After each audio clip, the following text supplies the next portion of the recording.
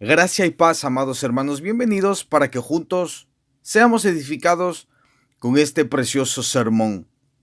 Fue predicado el 17 de junio de 1855, un domingo por la mañana, y fue compartido por nuestro hermano en la fe, quien se encuentra ya gozando en la presencia del Señor, nuestro hermano el pastor Charles Haddon Spurgeon. Y este mensaje lleva como título El poder del Espíritu Santo. Vamos a las Escrituras. Romanos capítulo 15, versículo 13. Dice la palabra del Señor lo siguiente: Y el Dios de esperanza os llene de todo gozo y paz en el creer, para que abundéis en esperanza por el poder del Espíritu Santo. El poder es una prerrogativa especial y propia de Dios y solo de Dios. 2 veces he oído esto, que de Dios es el poder. Dios es Dios y el poder le pertenece. Aunque delegue una porción de él a sus criaturas, sigue siendo su poder. El sol, aunque es como un esposo que sale de su tálamo, se alegra como gigante para correr el camino. Sin embargo, no tiene poder para ejecutar sus movimientos, sino de la manera como lo dirige Dios. Las estrellas, aunque viajan en sus órbitas y nada las puede detener, no tienen ni poder ni fuerza excepto el que Dios les otorga diariamente. El alto arcángel, junto a su trono, que brilla más que un cometa resplandeciente, aunque es uno de aquellos que destacan en fuerza y que escucha la voz de los mandamientos de Dios, sin embargo, no tiene sino el poder que su Creador le da. En cuanto a Leviatán, que en pos de sí hace resplandecer la senda, que parece que el abismo es cano, y Behemoth, que se bebe de un trago el Jordán y se jacta de poder chupar ríos enteros. Esas criaturas majestuosas que se encuentran sobre la tierra deben su fortaleza a Él, que formó sus huesos de acero y sus miembros como barras de hierro. Y cuando pensamos en el hombre, si tiene fuerza o poder, todo eso es tan poco e insignificante que apenas si lo podemos considerar. Si cuando está en su punto más grande, cuando empuña su cetro, cuando está al mando de sus ejércitos, cuando gobierna naciones, aún así el poder le pertenece a Dios.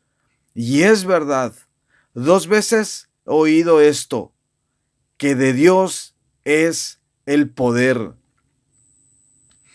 Esta prerrogativa exclusiva de Dios se encuentra en cada una de las 3 personas de la gloriosa Trinidad. El Padre tiene poder, pues por su palabra fueron hechos los cielos y todo lo que contienen. Por su fuerza todas las cosas se mantienen y por él cumplen con su destino. El Hijo tiene poder, pues como su Padre, Él es el creador de todas las cosas. Sin Él no fue hecho nada de lo que ha sido hecho. Y en Él todas las cosas subsisten. Y el Espíritu Santo tiene poder. Hoy voy a hablar acerca del poder del Espíritu Santo. Espero que puedan tener ustedes una ejemplificación práctica de ese atributo en sus propios corazones. Cuando sientan que la influencia del Espíritu Santo está siendo derramada en mí y que estoy comunicando las palabras del Dios viviente a las almas de ustedes, y que esa influencia les sea otorgada también a ustedes y que sientan sus efectos en sus propios espíritus. Consideraremos el poder del Espíritu Santo de 3 maneras en este día. Primero, las manifestaciones externas y visibles de ese poder. Segundo, las manifestaciones internas y espirituales de Él. Y tercero, las obras futuras y esperadas, derivadas de ese poder. Confío que de esta manera el poder del Espíritu Santo se hará presente claramente en las almas de ustedes. Primero, comencemos. Entonces debemos ver el poder del Espíritu en sus manifestaciones externas y visibles. El poder del Espíritu no ha estado inactivo, ha estado trabajando.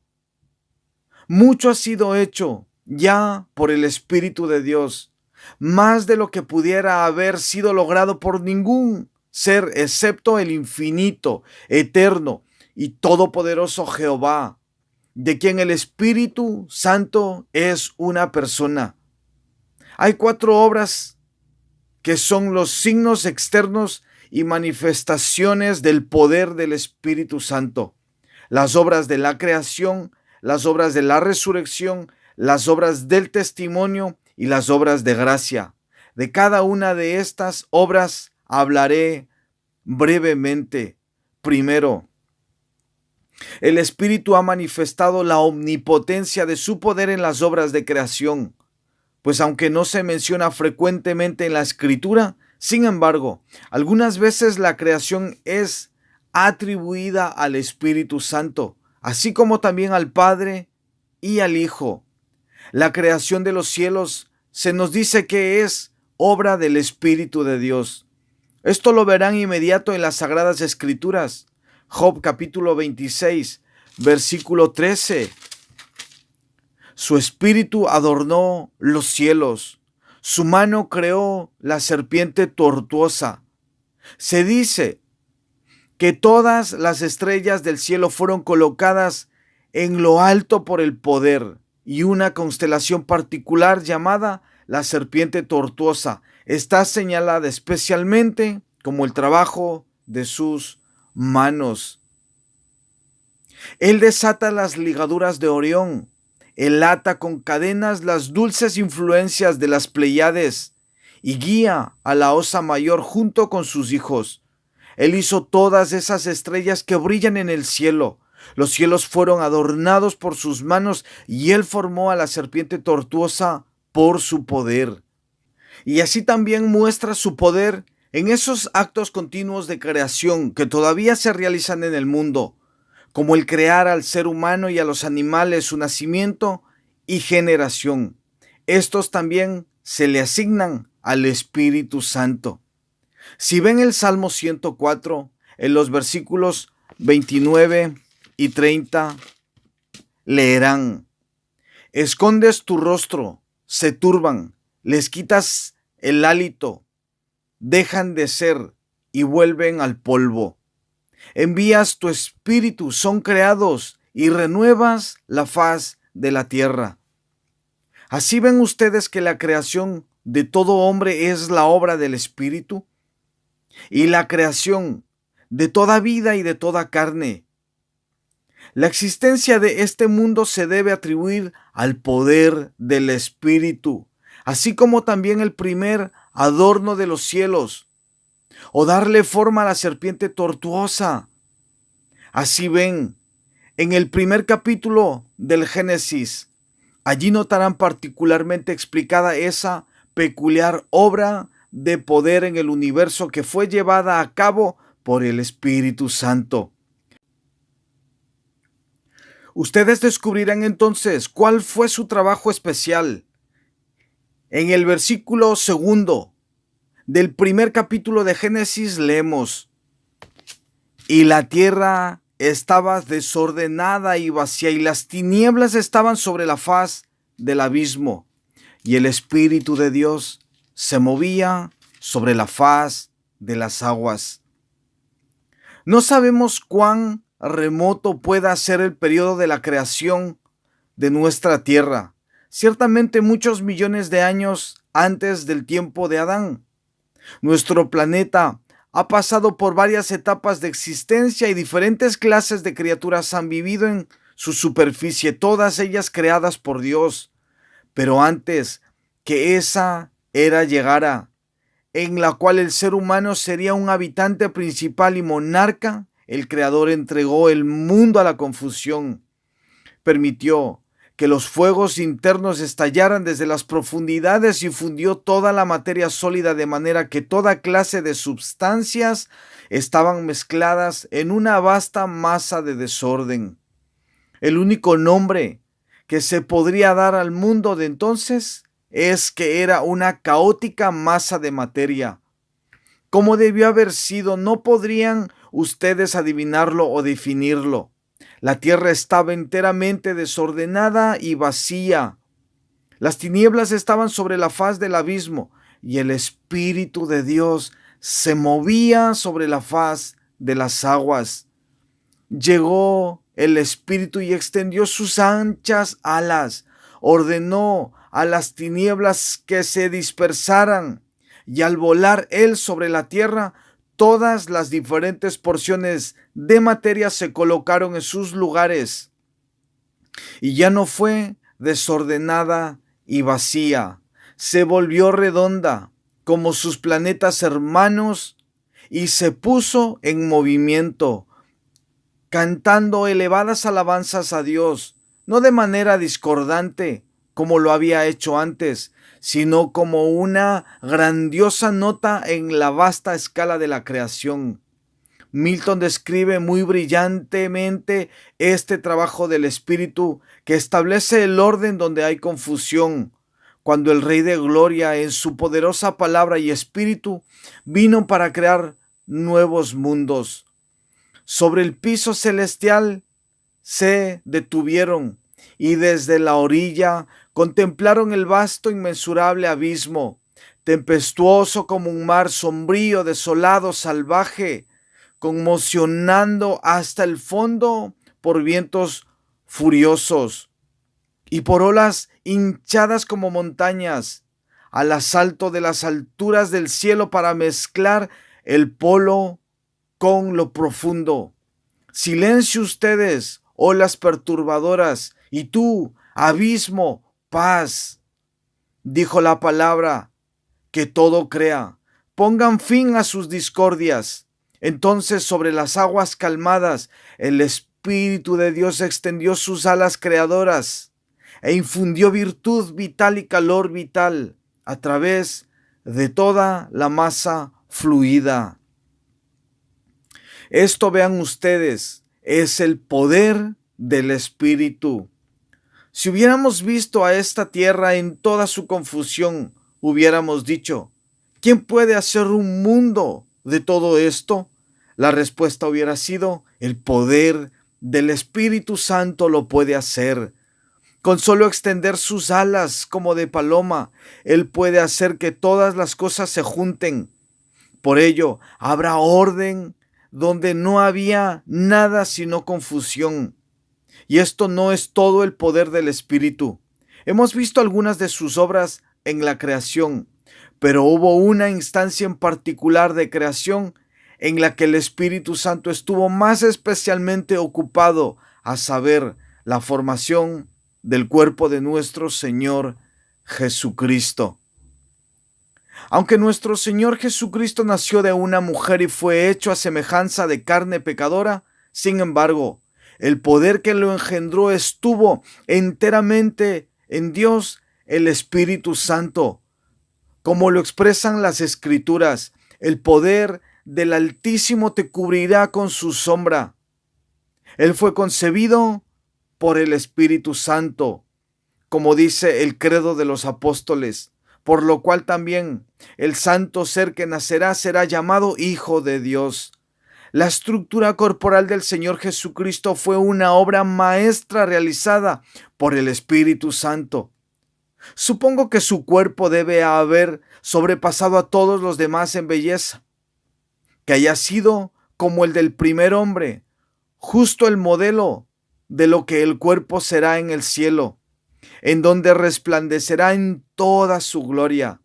Esa estructura, en toda su belleza y perfección, fue modelada por el Espíritu. En su libro estaban diseñados todos sus miembros cuando todavía no habían sido creados. Él lo modeló y lo formó. Aquí pues tenemos otro ejemplo de la energía creativa del Espíritu. Número 2. Una segunda manifestación del poder del Espíritu Santo se encuentra en la resurrección del Señor Jesucristo. Si alguna vez han estudiado este tema, pueden haberse sentido desconcertados al hallar que algunas veces la resurrección de Cristo se le atribuye a Él mismo, por su propio poder y divinidad. Él no podía haber sido detenido por los lazos de la muerte, pero como Él voluntariamente entregó su vida, tenía poder para retomarla.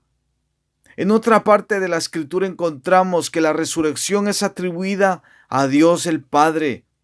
Le levantó de los muertos, exaltado por la diestra de Dios. Y así otros muchos pasajes similares.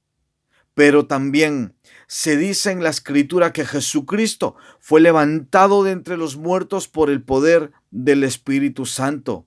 Ahora bien, todas esas cosas son ciertas. Él resucitó por el Padre porque el Padre dijo: suelten al prisionero, déjenlo ir. La justicia ha sido satisfecha. Mi ley ya no requiere más satisfacción. La venganza ha recibido lo que le correspondía. Déjenlo ir. Aquí dio él un mensaje oficial que liberó a Jesús de la tumba. Fue levantado por su propia majestad y poder, porque él tenía el derecho de salir, y así lo sintió él, y por ello rompió las ataduras de la muerte. Él ya no podía ser retenido por ellas, pero él fue levantado por el Espíritu en cuanto a esa energía que recibió su cuerpo mortal, por la cual se levantó de nuevo después de haber permanecido en su tumba por 3 días y noches. Si quieren pruebas de esto, deben abrir otra vez su Biblia. Primera de Pedro capítulo 3, verso 18. Porque también Cristo padeció una sola vez por los pecados, el justo por los injustos, para llevarnos a Dios, siendo a la verdad muerto en la carne, pero vivificado en espíritu. Y se puede encontrar otra prueba en Romanos capítulo 8, verso 11. Me gustaría citar los textos, porque creo que es una gran falla de los cristianos no escudriñar las Escrituras lo suficiente, y yo haré que lo hagan cuando estén aquí, si es que no lo hacen en otros lugares. Y dice el texto: y si el Espíritu de aquel que levantó de los muertos a Jesús mora en vosotros, el que levantó de los muertos a Cristo Jesús vivificará también vuestros cuerpos mortales por su Espíritu que mora en vosotros. La resurrección de Cristo pues fue efectuada por la agencia del Espíritu. Y aquí tenemos una noble ilustración de su omnipotencia. Si hubieran podido entrar, como lo hicieron los ángeles en la tumba de Jesús, a ver su cuerpo durmiente, lo hubieran encontrado frío como cualquier otro cadáver. Si levantaran su mano, se desplomaría a un lado. Si hubieran podido mirar sus ojos, estarían vidriosos. Y allí se ve la lanzada mortal que debió acabar con su vida. Vean sus manos, no fluye la sangre, están frías e inmóviles.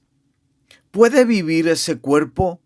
¿Puede levantarse? Sí, y ser un ejemplo del poder del Espíritu. Porque cuando el poder del Espíritu llegó a él, al igual que cuando cayó sobre los huesos secos del valle, se levantó en la majestad de su divinidad brillante y resplandeciente, que asombró a los vigilantes de manera que huyeron.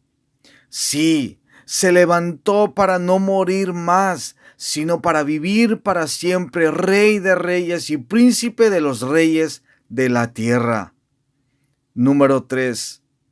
La tercera de las obras del Espíritu Santo que han demostrado su poder de manera maravillosa son las obras de testimonio. Con ello quiero decir las obras que atestiguan. Cuando Jesucristo fue bautizado en el río Jordán, el Espíritu Santo descendió sobre él en forma de paloma, y lo proclamó el Hijo amado de Dios. Eso es lo que yo llamo una obra de testimonio. Y cuando después levantó al muerto, cuando sanó al leproso, cuando les habló a las enfermedades, y éstas huyeron rápidamente, cuando salieron precipitadamente por millares los demonios de los que estaban poseídos, todo eso se hizo por el poder del Espíritu. El Espíritu habitaba en Jesús sin medida, y por ese poder se obraron todos esos milagros. Estas fueron obras de testimonio. Y cuando Jesús se fue, recordarán ese magistral testimonio del Espíritu que regresó como un poderoso viento estruendoso entre los apóstoles congregados, y se les aparecieron lenguas repartidas como de fuego, asentándose sobre cada uno de ellos, y fueron todos llenos del Espíritu Santo y comenzaron a hablar en otras lenguas, según como el Espíritu les daba que hablasen. Y como también ellos hicieron milagros, como predicaban, como Pedro resucitó a Dorcas, como Pablo sopló la vida en Eutico, como se hicieron grandes milagros por los apóstoles, así como lo había hecho su Señor, de manera que se vieron grandes señales y prodigios llevados a cabo por el poder del Espíritu de Dios, y muchos creyeron. Después de eso, ¿quién dudará del poder del Espíritu Santo?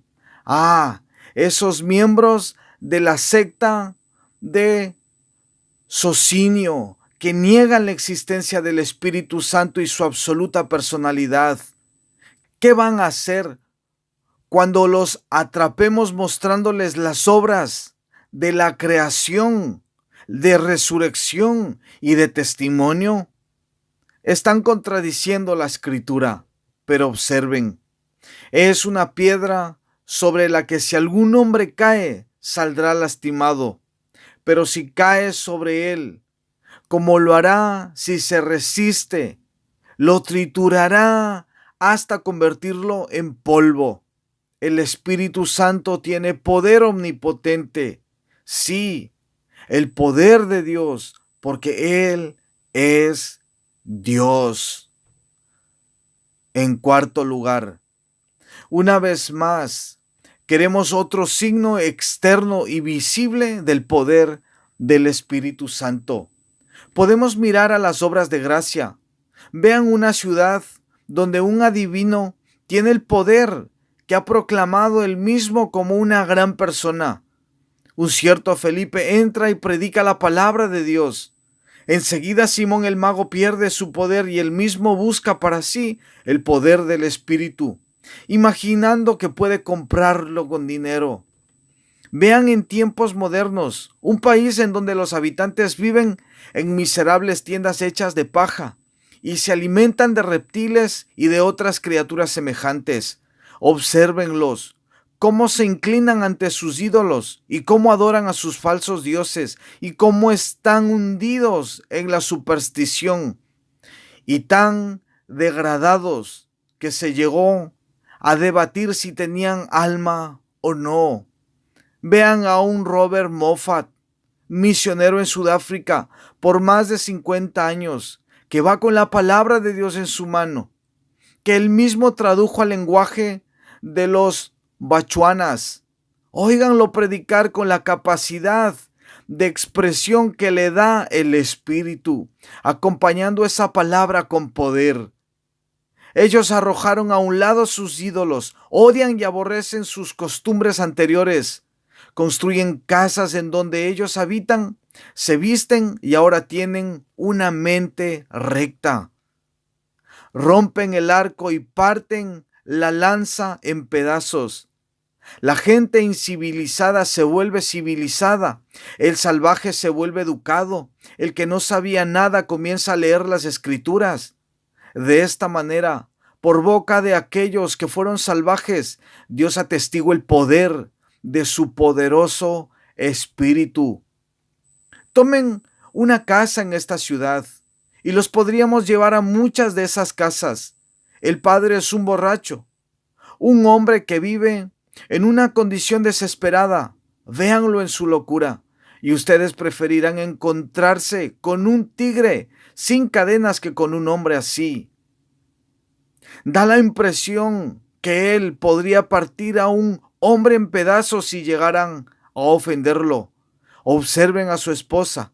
Ella también tiene su voluntad. Y cuando él la trata mal, le opone resistencia. Se han visto muchas peleas en esa casa. Y a menudo el ruido que generan molesta a todo el vecindario. En cuanto a los pobres niños, véanlos en sus harapos y desnudez. Pobres pequeños ignorantes. Ignorantes, dije. Están siendo instruidos y muy bien instruidos en la escuela del demonio y están creciendo para ser herederos de la condenación. Pero alguien a quien Dios ha bendecido por su espíritu es guiado a esa casa. Tal vez solo se trata de un humilde misionero de la ciudad, pero le habla a ese hombre. Oh, dice, ven y escucha la voz de Dios. Y ya sea por su propio mensaje o por la predicación del ministro, la palabra que es eficaz y poderosa corta el corazón del pecador. Las lágrimas corren por sus mejillas como nunca se había visto antes. Tiembla y se estremece. El hombre fuerte se inclina. El hombre poderoso tiembla y esas rodillas que nunca temblaron comienzan a tambalearse. Ese corazón que nunca se acobardó ahora comienza a temblar ante el poder del Espíritu. Se sienta en una humilde banca junto al penitente. Deja que sus rodillas se doblen mientras que sus labios pronuncian la oración de un niño. Pero aunque es la oración de un niño, es la oración de un hijo de Dios. Le cambia su carácter. Observen el cambio en su casa. Su mujer se vuelve una señora decente. Esos niños son el crédito de la casa y a su debido tiempo crecen como ramas de olivo alrededor de su mesa, adornando su casa como piedras preciosas. Si pasan por esa casa, no escucharán ruidos ni peleas, sino cánticos de Sión. Véanlo, no más orgías de borracho. Han vaciado su última copa y ahora, renunciando a lo anterior, viene a Dios y es su siervo. Ahora ya no escucharán a la medianoche el grito de las bacanales, pero sí se oirá un ruido, será el sonido de un solemne himno de alabanza a Dios. Y entonces, ¿acaso no hay algo así como el poder del Espíritu? Sí, y estos seres deben haberlo experimentado y visto. Conozco un pueblo que fue una vez el más profano de Inglaterra, un pueblo inundado de borrachos y de libertinos de la peor clase, donde era casi imposible que un viajero honesto se detuviera en una posada sin ser molestado por las blasfemias. Un lugar notorio por sus incendiarios y por sus ladrones. Un hombre, el jefe de todos, escuchó la voz de Dios. El corazón de ese hombre fue quebrantado. Todos sus pandilleros vinieron también para escuchar la predicación del Evangelio y se sentaron y parecían reverenciar al predicador como si fuera un Dios y no un hombre.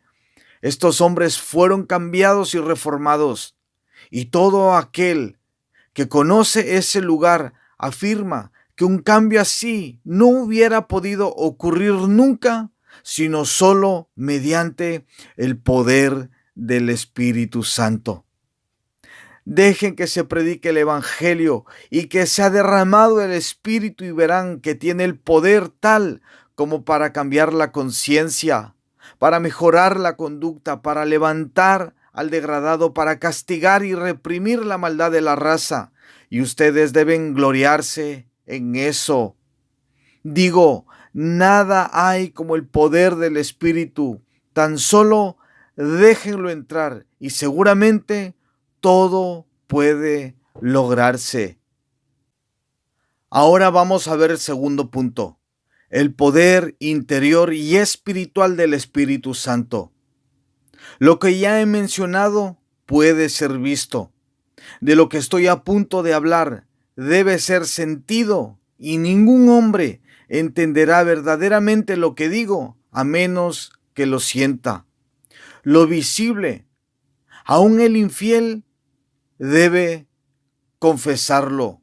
Lo visible, el más grande blasfemo no puede negarlo. Habla la verdad.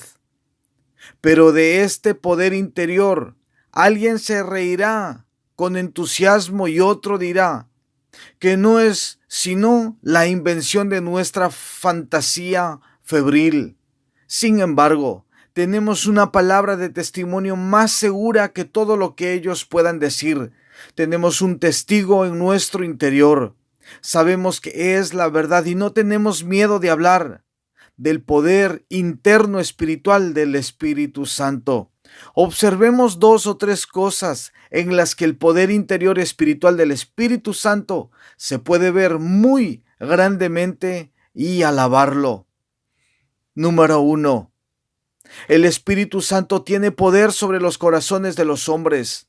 Ahora bien, los corazones de los hombres son difíciles de impresionar. Si quieres interesarlos en cualquier objeto mundano, lo puedes lograr. Una palabra engañosa puede ganar el corazón de un hombre.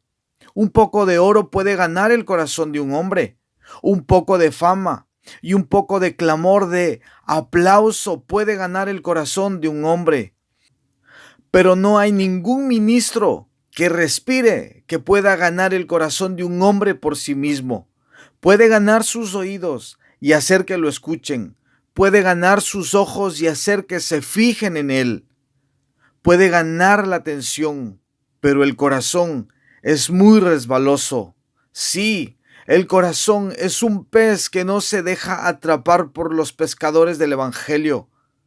Pueden algunas veces jalarlo casi fuera del agua, pero viscoso como una anguila, se resbala entre los dedos y después de todo no lo capturan.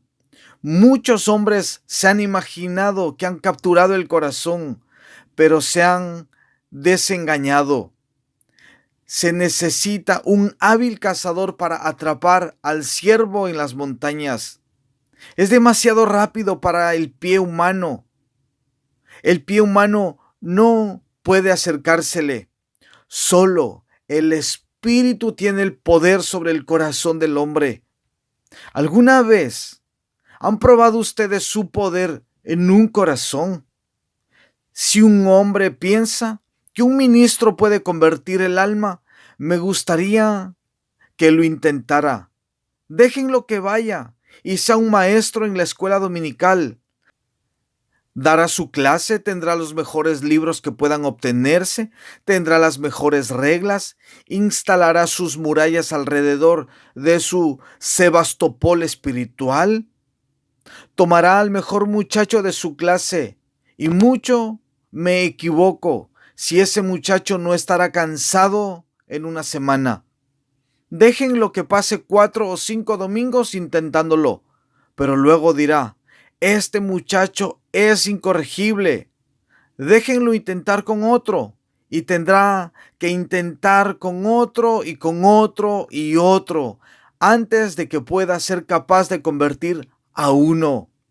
Pronto se dará cuenta que no con ejército ni con fuerza, sino con mi espíritu, ha dicho Jehová de los ejércitos. ¿Puede convertir un ministro? ¿Puede tocar el corazón?, dijo David. Se engrosó el corazón de ellos como sebo. Sí, eso es completamente cierto, y no podemos atravesar tanta grasa. Nuestra espada no puede llegar al corazón porque está cubierto de tal cantidad de grasa. Es más duro que una rueda de molino. Más de una buena espada vieja de Jerusalén ha perdido su filo contra un corazón duro. una pieza del verdadero acero que Dios ha puesto en las manos de sus siervos ha perdido su filo al ser apuntada contra el corazón de un pecador. No podemos llegar al alma, pero el Espíritu Santo puede. Mi amado metió su mano por la ventanilla y mi corazón se conmovió dentro de mí. Él puede dar un sentido del perdón comprado con la sangre que puede disolver a un corazón de piedra. Él puede hablar con esa voz que despierta a los muertos y que ordena levantarse al pecador y que hace que la conciencia culpable tema la muerte que nunca muere. Él puede hacer que se oigan los truenos del Sinaí, sí, y Él puede hacer que los dulces susurros del Calvario entren en mi alma. Él tiene poder sobre el corazón del hombre y la prueba gloriosa de la omnipotencia del Espíritu es que Él tiene dominio sobre el corazón. En segundo lugar, hay una cosa más cerca que el corazón, es la voluntad. Mi Señor obstinado, como Bunyan la llama en su libro, La Guerra Santa, es un individuo que no puede ser fácilmente doblegado. La voluntad, especialmente en algunos hombres, es una cosa muy terca y en todos los hombres. Si la voluntad es movida a oponerse, no hay nada que se pueda hacer con ellos. Alguien cree en el libre albedrío. Muchos sueñan con el libre albedrío. El libre albedrío. ¿Dónde se puede encontrar eso? Una vez hubo libre albedrío en el paraíso y un terrible caos generó allí el libre albedrío, porque echó a perder todo el paraíso y arrojó a Adán fuera del huerto. Una vez hubo libre albedrío en el cielo, pero arrojó fuera al glorioso arcángel y a una tercera parte de las estrellas del cielo, cayendo en el abismo. Yo no quiero tener nada que ver con el libre albedrío, pero trataré de ver si tengo libre albedrío dentro de mí. Y encuentro que lo tengo. Verdadero libre albedrío para el mal, pero muy pobre albedrío para lo que es bueno. Suficiente libre albedrío cuando peco, pero cuando quiero hacer el bien, el mal está presente en mí. ¿Y cómo hacer lo que quisiera? No puedo descubrir. Sin embargo, algunos presumen de tener libre albedrío. Me pregunto si aquellos que creen en Él tienen algún poder mayor sobre las voluntades de las personas del que yo tengo. Yo sé que yo no tengo ninguno. Encuentro que el viejo proverbio es muy cierto. Un hombre puede llevar un caballo al agua, pero 100 hombres no pueden hacer que beba. Encuentro que yo puedo llevar a todos ustedes al agua y a muchos más de los que pueden caber en esta capilla, pero yo no los puedo hacer beber y no creo que ni 100 ministros puedan hacerlos beber a ustedes. He leído a Roland Hill, Whitfield y a otros muchos para ver qué hicieron ellos, pero no puedo descubrir un plan para cambiar las voluntades de ustedes. No puedo persuadirlos y ustedes no cederán de ninguna manera. No creo que ningún hombre tenga poder sobre las voluntades de su compañero, pero el Espíritu de Dios sí lo tiene. Los haré dispuestos en el día de mi poder. Hace que el pecador que no tiene voluntad quiera de tal manera que va impetuosamente tras el Evangelio. El que era obstinado ahora se apresura hacia la cruz. El que se reía de Jesús ahora se aferra a su misericordia. Y el que no quería creer ahora es llevado a creer por el Espíritu Santo. No solo con gusto, sino con ansiosamente, gran alegría. Es feliz está contento de hacerlo, se regocija con el sonido del nombre de Jesús y se deleita en correr por el camino de los mandamientos de Dios. El Espíritu Santo tiene poder sobre la voluntad. En tercero y último lugar, vamos a ver el futuro y los efectos deseados. Porque después de todo, aunque el Espíritu Santo ha hecho tanto, no puedo decir todavía, consumado es. Jesucristo pudo exclamar en lo que concierne a su propia labor, consumado es. Pero el Espíritu Santo no puede decir eso. Tiene todavía más que hacer. Y hasta la consumación de todas las cosas, cuando el propio Hijo de Dios llegue a ser sujeto al Padre, el Espíritu Santo no dirá consumado es. ¿Qué es lo que tiene que hacer el Espíritu Santo? Número 1. Tiene que perfeccionarnos en la santidad. Hay dos clases de perfección que un cristiano necesita.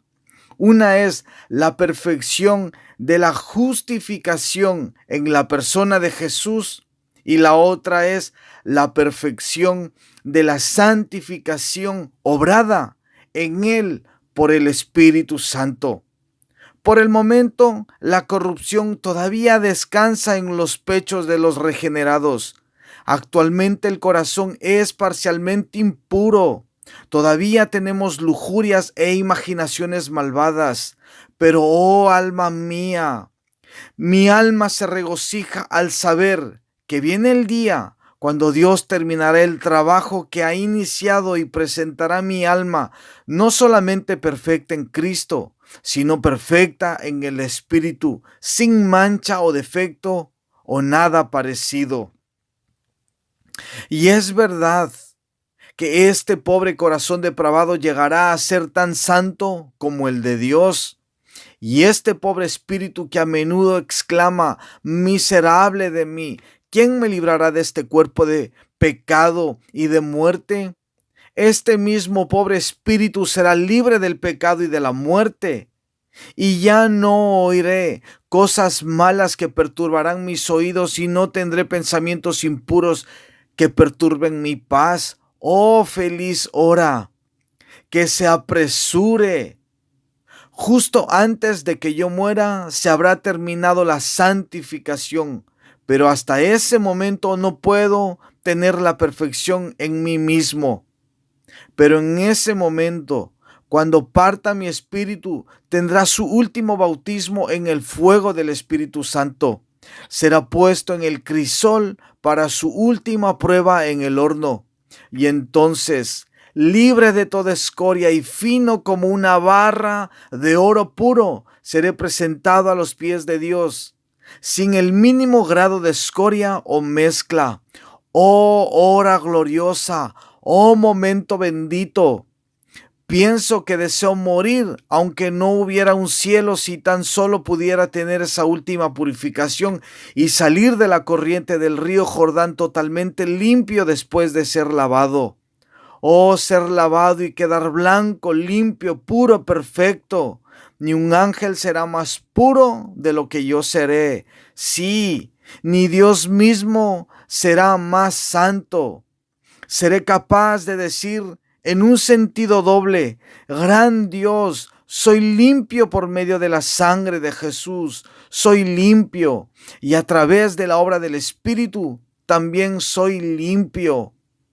No debemos ensalzar el poder del Espíritu Santo que nos hace aptos para entrar ante nuestro Padre en el cielo. Punto número 2. Otra gran obra del Espíritu Santo que no está cumplida todavía es la de traer la gloria del último día. En unos cuantos años, no sé cuántos, no sé cómo, el Espíritu Santo será derramado en una forma muy diferente que en el presente. Hay diversidades de operaciones y durante los últimos años ha sido el caso que las operaciones diversificadas han consistido en muy poco derramamiento del Espíritu. Los ministros siguen una rutina monótona, continuamente predicando, predicando, predicando, y poco bien se ha hecho. Tengo la esperanza de que tal vez una nueva era ha amanecido sobre nosotros y que habrá un mayor derramamiento del Espíritu Santo ahora, porque llega la hora y puede ser justo ahora cuando el Espíritu Santo será derramado otra vez de una manera tan maravillosa que muchos correrán de un lado a otro y se incrementará el conocimiento. El conocimiento del Señor cubrirá la tierra, así como las aguas cubren la superficie de los grandes abismos. Vendrá su reino y su voluntad será hecha en la tierra como lo es en el cielo. No estaremos esforzándonos para siempre como Faraón, sin las ruedas de su carruaje. Mi corazón se alegra y mis ojos brillan con el pensamiento de que muy probablemente viviré para ver cómo se vierte así el Espíritu, cuando los hijos y las hijas de Dios otra vez profetizarán y los jóvenes verán visiones y los ancianos soñarán sueños.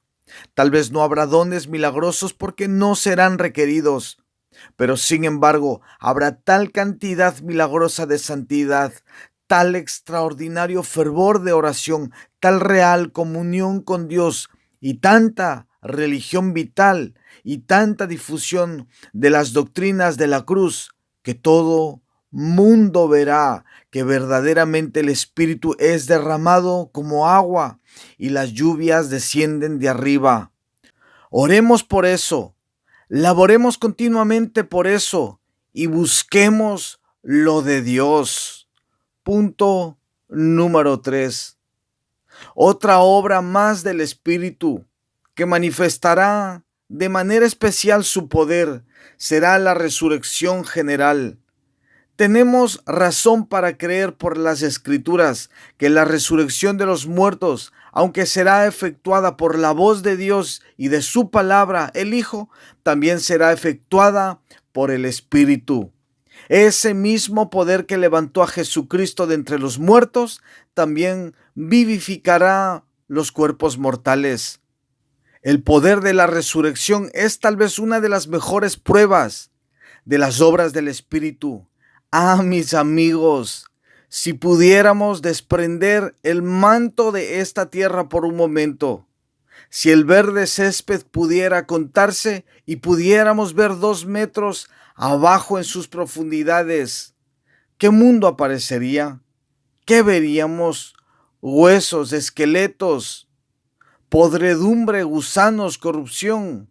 Y ustedes dirán, ¿vivirán estos huesos secos? ¿Se pueden levantar? Sí, en un momento, en un abrir y cerrar de ojos.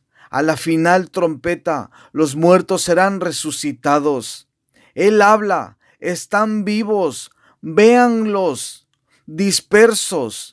El hueso se junta con su hueso, véanlos desnudos, la carne los cubre nuevamente, véanlos aún sin vida. Ven de los 4 vientos, oh aliento, y sopla sobre estos muertos. Cuando el viento del Espíritu Santo viene, ellos viven y estarán de pie como un gran ejército. Así he intentado hablarles del poder del Espíritu y confío que se los he podido mostrar. Ahora debemos dedicar un momento o dos para una conclusión práctica, cristiano. El Espíritu es muy poderoso. ¿Qué concluyes de ese hecho? Pues que tú nunca debes desconfiar del poder de Dios para llevarte al cielo. Oh, qué dulce verso ese que impresionó mi alma el día de ayer. Escúchalo. Este verso decía así: su probado brazo todopoderoso está levantado para tu defensa. ¿Dónde está el poder que pueda alcanzarte en tu refugio o que pueda arrancarte de allí? El poder del Espíritu Santo es tu baluarte y toda su omnipotencia te defiende. ¿Pueden conquistar tus enemigos a la omnipotencia? Entonces, pueden conquistarte, pueden luchar con la deidad y arrojarla al suelo, entonces ellos pueden conquistarte. Pero eso nunca sucederá, porque el poder del Espíritu es nuestro poder. El poder del Espíritu es nuestra fortaleza. Y una vez más, cristianos, si este es el poder del Espíritu, ¿por qué habrían de dudar de algo? Ahí está tu hijo, ahí está tu esposa por la que has suplicado con tanta frecuencia. No dudes del poder del Espíritu. Aunque tardare, espéralo, porque sin duda vendrá, no tardará. Ahí está tu esposo, oh santa mujer. Has luchado por su alma, y aunque es un infeliz tan endurecido y desesperado que te trata mal, hay poder en el Espíritu. Oh, ustedes que han salido de iglesias desoladas, con muy escasas hojas en el árbol, no duden que el poder del Espíritu los levante, porque será lugar donde descansen asnos monteses y ganados hagan majada, abierto, pero deshabilitado hasta que el Espíritu se derrama desde arriba, y entonces el suelo árido será convertido en un estanque, y la sedienta tierra tendrá fuentes de agua. Entonces las habitaciones de los dragones, en donde cada uno de ellos yace, habrá pasto con carrizos y juncos. Y ustedes, oh miembros de ese templo, ustedes que recuerdan lo que Dios ha hecho especialmente para ustedes, nunca desconfíen del poder del Espíritu. Ustedes han visto el desierto florecer como el Carmelo. Ustedes han visto el desierto florecer como una rosa. Confíen en Él para el futuro. Salgan pues y laboren con esta convicción. El poder del Espíritu Santo es capaz de todo.